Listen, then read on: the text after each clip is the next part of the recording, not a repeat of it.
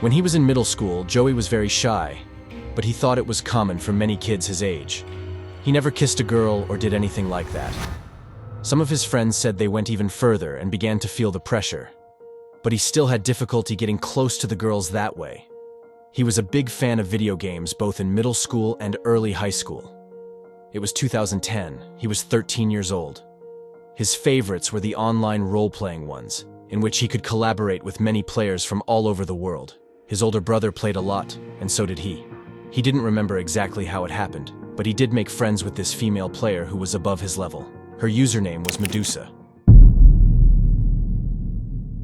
Whenever she was online, they would exchange messages and unite to confront the monsters together. They spent hours chatting. She knew a lot about him, his age, his city, and some personal details of his family. Finally, she told him her name was Teresa. It was strange to hear such a connection with a girl whose appearance and voice she knew nothing about. It was like having a pen pal, but even better. They both lived in New York State, though they lived about an hour apart. After a few weeks, they decided to meet one day and exchanged phone numbers. At the time, he didn't have a cell phone. He only had an iPod Touch. However, he had managed to download an SMS app so he could send her a photo. It was definitely the kind of awkward selfie you take in middle school, trying to look cute. She also sent him a picture of herself.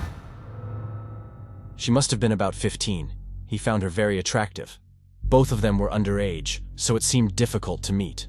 However, it seemed that Teresa had a solution. She had told him that her sister had friends who lived near him, so she could get a ride from them. For him, that was exciting news.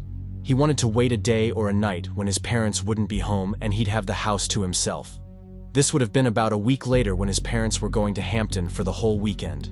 His brother was 18, so he asked him out with friends so he could be alone with Teresa. He gave her his address and told her to come on Saturday. She had told him that she would come towards evening, but she had not given him a precise time. By that time, they had never spoken on the phone and had not yet heard his voice. He'd been so nervous all day he couldn't even play video games. He was busy cleaning his room, making things look cool, fixing his appearance, and even trying things to say in the first moments of their meeting. He then received a message from Teresa saying that she was there. He had jumped up and ran to the front door. He looked through the peephole and didn't see anyone. He had opened the door and gone out onto the porch. The street was dark and quiet. No car, no person. He went back inside and closed the door. He sent her a message again saying he didn't see her. She had answered him saying that she had probably got the wrong house. This had made him a bit of a mess. Then she got another text from him, said she was there and to get out. He said, "Ring the doorbell so I know you're at the right door." Then the doorbell rang.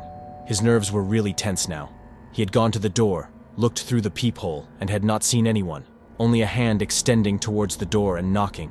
He said her name again as she kept looking through the peephole. Everything seemed to collapse on him at that moment, when a bald, creepy man stood in front of the peephole and said through the door that he was Medusa and he just wanted to talk.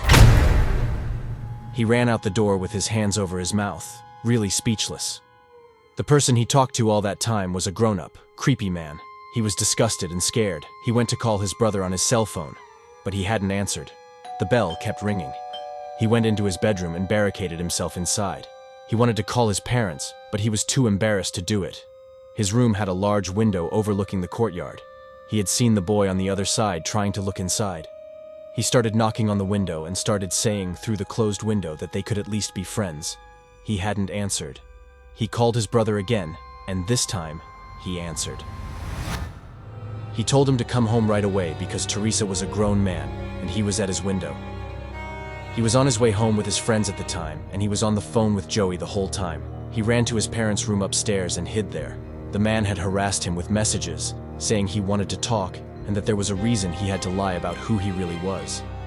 When his brother came home, he told him he saw the man in the yard. The brother and his 3 friends had confronted him, intimidated him, and called him disgusting. And his defense was that he was worried about his safety since he had invited strangers, and that this was just a lesson. When his brother and friends had started pushing the man, he had quickly walked toward his car. He ran down the street and never saw or heard from him again. He had been humiliating and disturbing, but at the same time he was really grateful to his brother and friends for coming to his aid. They had potentially saved him from a seriously ill man who wanted to break into the house for some reason, although years have passed. Joey still thinks back to that story with horror and fright, but he had learned his lesson.